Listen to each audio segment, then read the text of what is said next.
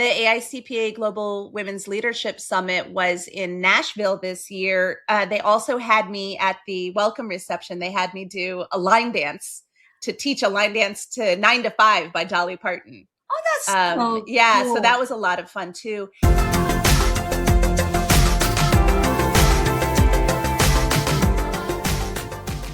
Hey, Nancy, how are you? Hi, how are you, Rosey? Thanks for having me on the show. I'm so excited to have you on the show today. So today we have a special guest, Nancy McClelland. She is the CPA and the owner of the Dancing Accountant, also the co-host of She Cows podcast. On the top of that, she's one of the top 10 pro advisor, top 50 women in accounting, and also Ask a CPA community. Oh my God, Nancy, you are doing so much.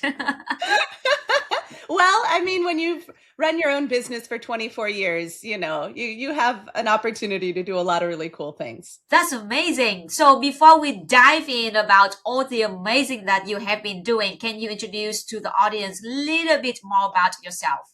Yes, absolutely. Well, again, thank you so much for having me on CPA Career Paths. I love the podcast, and I was so glad when you reached out and asked me to be a speaker. So thank you. My name, as Rosey mentioned, is Nancy McClelland. I'm a CPA, but I didn't start as a CPA. I started many, many years ago. I'm 53 now, and I started when I first got out of college, accidentally as a bookkeeper. And through the years, I ended up becoming, really interested in tax, and I ended up becoming a CPA. And so the relationship between bookkeepers and CPAs has been something that's always been with me because of that formative experience, which we can talk about a little bit more. As I mentioned, I've run my own CPA firm for 24 years. It's called The Dancing Accountant because I am, in fact, also a dancer. I do 1960s go-go dancing, which is like Nancy Sinatra. These boots are made for walking with the tall white go-go boots. And I also do fake 80s jazzercise. As a matter of fact, I got to do a fantastic dance-along with over 500 people at the recent AICPA Global Women's Summit in Nashville, which was so much fun. We did She Works Hard for the Money by Donna Summer, which was just such a blast. I love getting up on stage in silly costumes and getting people to dance along. So that's a big part of my personality that I think comes through in the name of our firm. And our firm is hyper-local. So you talk a lot about niching on the show, I know, because people who are just getting started as CPAs are trying to decide, where they want to go work and what their area is going to be. Because as Amy Vetter was saying on a recent episode, becoming a CPA, oh my gosh, it opens so many doors. There are so many directions you could go. There's such a huge breadth. And it takes a while to figure out what your niche is going to be. And for me, I realized that I wanted my niche to actually be geographical. So our firm is hyper-local. We're in Logan Square, Chicago, which is a neighborhood in downtown Chicago. And we only take clients that are from this neighborhood and the 3 surrounding neighborhoods. That's it. Because these are the stores where we go shopping. These are the people that we're hiring for professional services and recommending to others in the community. These are the restaurants and the cafes and the bars where we're hanging out, these are the people in our neighborhood, like Mr. Rogers would always say on his show. So those are the people that we serve. And last but not least, we do something that's really interesting that I think a lot of CPAs starting out don't realize is a possibility. It's more common now than it used to be, but certainly 24 years ago, it was very unusual. We do the whole arc of services. So we provide bookkeeping, accounting, tax, and advisory. And I don't just mean we offer all those services. I mean, we provide all of those services to every one of our clients. So we do not take tax people from off the street, for example. You can't just come in and say, will you do our taxes? We say, nope, we'll only do your taxes if you're a bookkeeping, accounting, and advisory client of ours. And if somebody wants advisory services, we say, well, the tax return really should be part of that because it helps us give you better advice. It helps us set up tax planning as part of the overall CFO services. So that is me in a nutshell, at least the dancing accountant in a nutshell. I have lots of other things that I do. I love speaking at conferences and doing webinars for vendors. And I co-host the She Counts podcast, which is real talk for women in accounting, so that no woman in accounting ever has to feel alone. And then there's my passion project in life, Ask a CPA, which is my community for bookkeepers who want to learn how to collaborate with tax pros. Wow, that's amazing, Nancy. I love dancing as well. I missed this year. I went to the summit last year. I had so much fun, but because of the baby, I couldn't make it this year. But if I could have made it this year, oh my God, I probably had so much fun. Well, I'll send you some video from it because it was a lot of fun. I should post that on YouTube because it was really a blast. Yeah. That's just so funny. When I was pregnant, I think 7 months, big belly, and I went to Zumba class. And I was still dancing in the Zumba class. And people look at me like, are you okay? Like, be careful. Don't move too fast. Be careful. Don't make any dangerous movement during the dance class, because I was like, my belly was really big at that time. I love dancing. I love that image in my head of you with a big belly going on and doing your Zumba. That's fantastic. Well, maybe. So you said your baby's 4 months old now. Right. Are they dancing already? Are they moving around in their crib and like doing? Oh yeah, I guess yeah. He's getting that from me. He's very active, like kicking all the time. I love it. Yeah, when he's probably start walking, I probably show him some dancing movement from Zumba. Totally. Yeah. Oh my gosh, I love that so much. Everybody has always told me I would love Zumba. I've never tried it, but I know it would be a blast. Oh, it's so much fun. It's exercise, but it's so much fun. I do that at home because I cannot go to Zumba class all the time with a big belly. But I went sometimes, but I do that at home as well. And my husband like, are you dancing with the belly? Yes, I need to have some fun. But yeah, anyway. I was just reading, there was a study that came out recently saying that if you picked one exercise to do to ward off Alzheimer's and dementia later in life, it would be dancing, because it requires you to focus and coordinate so many parts of your body at the same time. So, you're very much in the moment, but you also have to figure out the choreography. It involves creativity. It involves, it raises your heart rate, like all of the good things that we should be doing. Dance is like a microcosm of all of that. I know, right? Yeah, that's so funny that you explain about the name, because that's one of my questions. Like, why you come up with a dancing accountant? It's just... it wasn't always the dancing accountant, Rosey. And here's another lesson for your listeners, is that you're allowed to reinvent yourself as many times as you want in your life. When you figure it out, you just go for it. So in my case, my company was actually named something very exciting, Nancy McClelland LLC.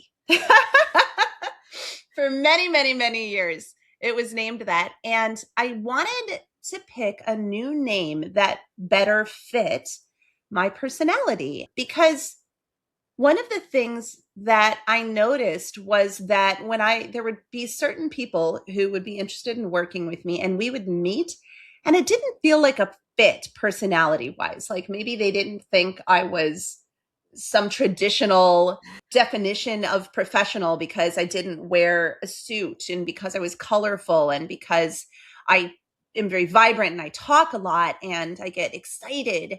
And those are pieces of my personality that I never want to lose.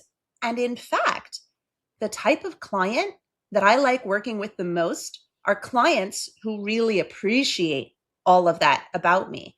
And so I wanted a name that more appropriately reflected who I am as a human being, because as I mentioned before, I believe very strongly in personalizing professionalism, thinking about the people that you're working with, whether they're your clients or your colleagues at a firm, or it's the employees and contractors who are working with you. No matter who it is, I like for us to think of each other first as human beings who are you? Not just what do you do? John Garrett has a great book and podcast called What's Your And? Like, what is your, I'm a CPA and a dancer, right? You are a CPA and a mother, a Zumba dancer, like whatever, what is your thing that, gets you up in the morning and makes you passionate and enthusiastic. And I was actually the first guest on his podcast, which was really, really fun and wonderful. Yeah, it was great. He is such a great guy. Anyway, because I believe in putting humans first and then everything else follows. That's still professional, right? That there's nothing unprofessional about that. But for many years, there was kind of this concept, especially at bigger accounting firms, that, you stay in your lane and you do what you do at work and you leave your passions and your humanity at home. And luckily that's changing, but it's not changing fast enough. So I was trying to find a way to infuse some humanity into the name of my company. And I kept thinking about it. And I thought about names that would reflect the fact that we have a hyper-local firm. And then accidentally, totally by coincidence, a client gave me this new name. Ooh. Yes, so I have some pro bono clients that are in the neighborhood. And one of them is Unity Park. And it's this advisory council that comes up with all sorts of events and activities for a local park. And it's really wonderful. One year they had an event where they had a bunch of 60s go-go dancers. That's me, right? They had us come and teach kids how to do go-go dancing moves, which is one of my very favorite parts of dancing. I love little kids and I love teaching them dance. And they don't look at the costumes and think it's silly. They think it's fun. And they're all in and they don't have the same kind of, nothing's holding them back. And I love that about children. So I show up at the park in my costume with my mini skirt and my tall white boots and, my makeup and my hair. And not one, but two different clients were picnicking with each other and their kids. I know. So I was so nervous because I was like, oh gosh, here I am showing up in this silly costume and I'm doing this silly fun thing. But what ended up happening, and she's still a client today. She said, look, kids, it's the dancing accountant. And I knew. I was like, oh my gosh, I'm changing the name. I think I got the DBA just 6 weeks later or something like that. So yeah, it was all because of that. And it has suited me really well because not only do I get to bring my full self to work with my clients, I've actually performed, in fact, at some of my clients' locations, which is really fun. Really? A lot more scary. Wow. Yeah. I can do an accounting conference with over 500 people dancing along. I can do the city of Chicago summer dance with 500 people dancing along, but going to a client's bar and dancing on their stage for 30 people, that's more terrifying. That's actually a lot scarier because I think, oh gosh, well, they think I'm unprofessional. And then I remember that this is part of why they love me and part of why I love them. So it has served me really well because now it's something I get to do at accounting conferences also, which amazing. I absolutely love. Yeah. That's amazing.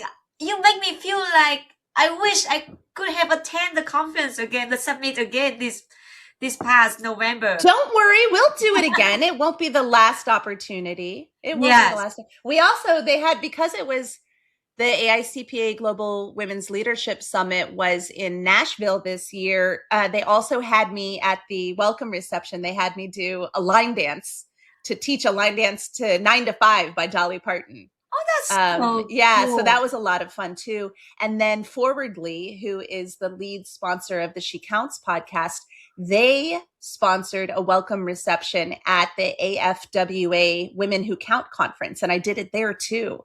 And that was a whole party that was like 80s themed and everyone dressed up. And my business bestie, Melissa Miller Ferguson, she was the DJ. And it was oh my gosh, we had such a good time. So I'm so and then glad. last year at Reframe, which is Hector Garcia's incredible conference, he had me teach everyone how to dance salsa.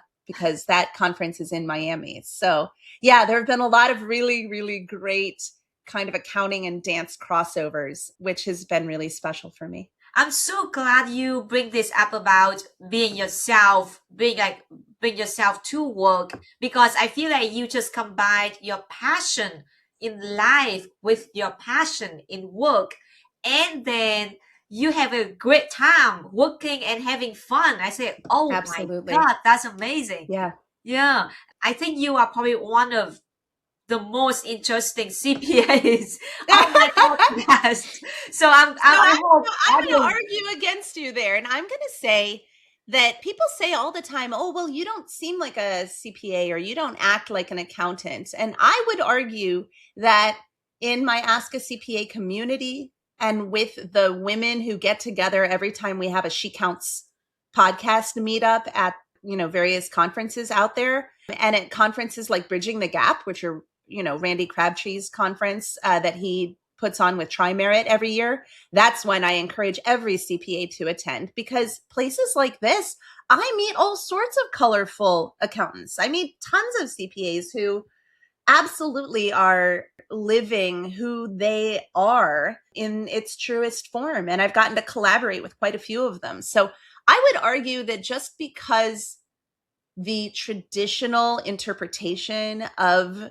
what a CPA looks like is something that's stuck in most people's heads, I would argue that's not like that in real life.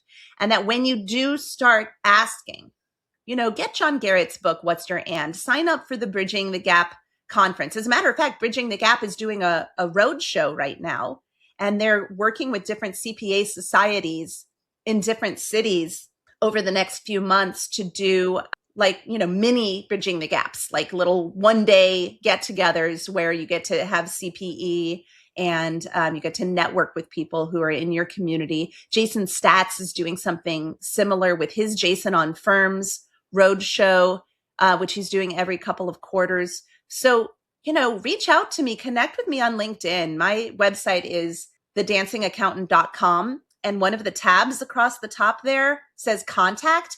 And if you go to that, there's a little logo for all of these different ways that you can interact with me. You can follow, you can subscribe for the She Counts podcast. You can connect with me on LinkedIn. You can, go watch my YouTube channel. You can become a member of Ask a CPA. Lots of different ways to get in touch. And if you do that, say, hey, what was that conference you were talking about? Or what was that road show you were talking about? Because if you go to these things, you will find that I am not the most colorful accountant out there. There are lots of other people in accounting who are just as vibrant in their own way. And hopefully meeting people like that will help younger CPAs really lean into their own personalities, help them really lean into who are they and what are their passions and how do they want to show up as their full selves at work. And I think that all of that really contributes to mental health. And that, there's a lot of problems with mental health in this profession because of old ways of looking at things and old ways of doing things. And I'm here to say it doesn't have to be like that. And it starts with community. It starts with not feeling alone and looking at other people, such as myself, as examples of, there's a great quote by Marianne Williamson: when you let your light shine, you give others permission to do the same. Ooh. So I want to give isn't that a great quote? Yeah. I want to give everybody out there permission to bring your whole self to work. And if you're working in an environment that doesn't allow that or that frowns on it, maybe find somewhere else that is excited for you to be who you really are. There are a lot of folks out there that are looking for good CPAs. And, we're really excited about the people who are coming in through the existing pipeline. There are great places to work. And when you start going to these conferences and road shows or listening to podcasts like She Counts or joining communities like Ask a CPA, then you meet these people and you go, oh, wait a minute, the world's a lot bigger and more colorful than I expected.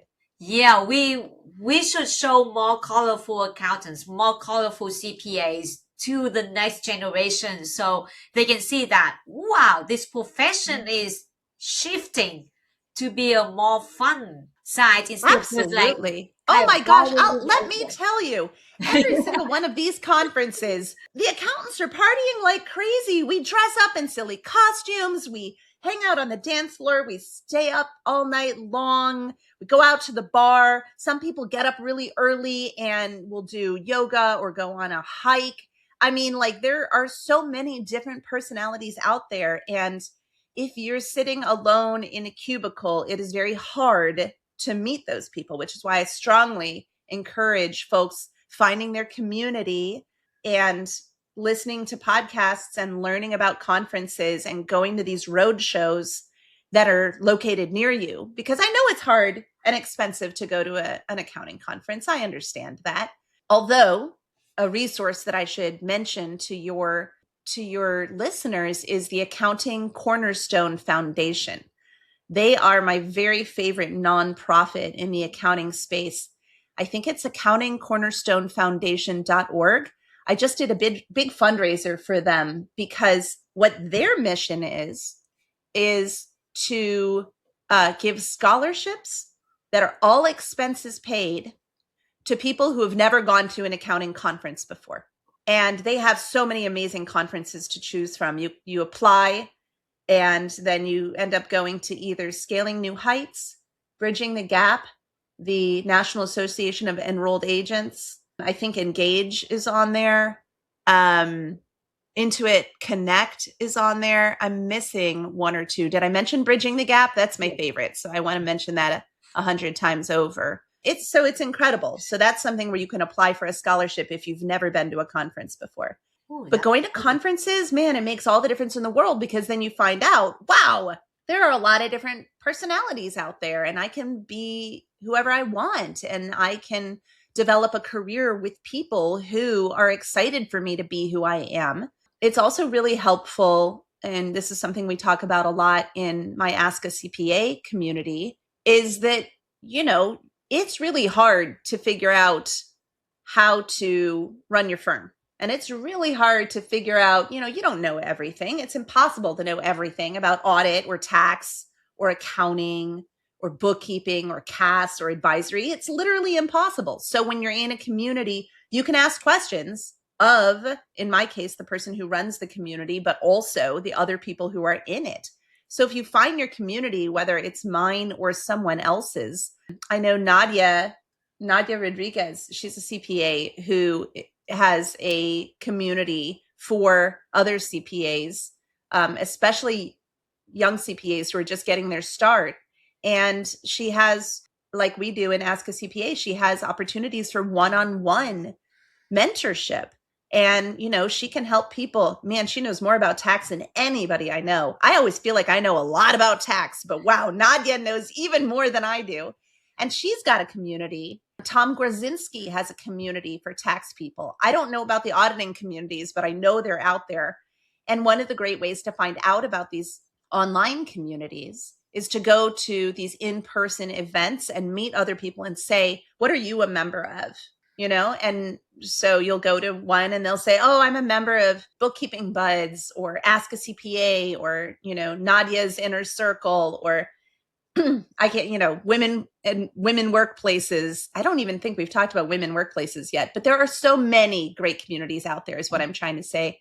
And so many great podcasts out there. And those types of things really help us feel less alone. And they show us ways to do things that we might not have thought of otherwise. So that's my number one biggest piece of advice I would give to anybody who's newer to the profession is get out there and meet people and find your communities, because it's really hard when we feel like we're all alone and we don't know what to do next and we don't know how to make it better. Yeah. Especially when you are new. When you are especially when you're early, in early career stage, it's just like so confusing because so many options, and then maybe you think you have limited options, but actually there are unlimited options for you. Yes. And I yes, absolutely. You bring up so many resources, so many conferences, so many options that people or audience can check out after listening to this podcast? Well, And Rosey, the whole reason that we started the She Counts podcast, which you can subscribe to if you go to shecounts.show, SHOW. The whole reason that we started that podcast was because my co-host Question Telka and we wanted something like that when we were younger.